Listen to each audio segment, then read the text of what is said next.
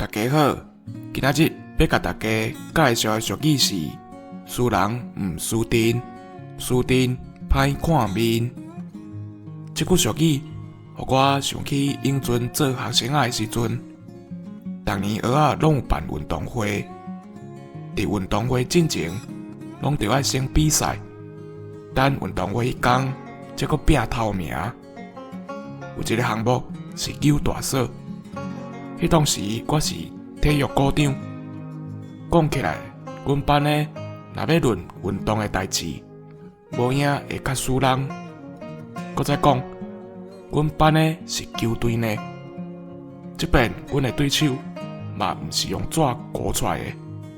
虽讲因是音乐班的，毋过因逐个人的汉草拢不离啊好。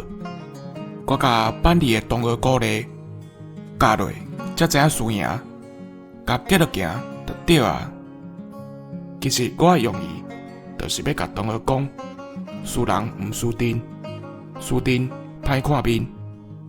咱气势甲展出来，阵势甲摆出来，安尼对方若看到咱，骹尾就爱先拎起来等。